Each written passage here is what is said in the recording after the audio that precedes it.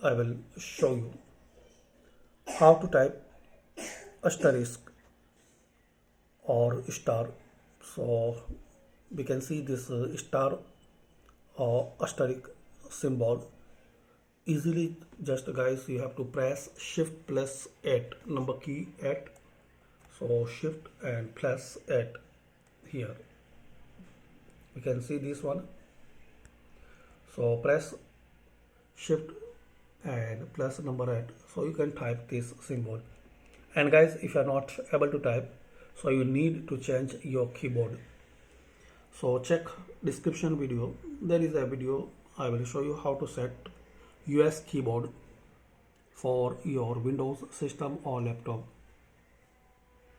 So thanks for watching guys. Share, like and subscribe this channel. This is the basic video to learn how to type asterisk.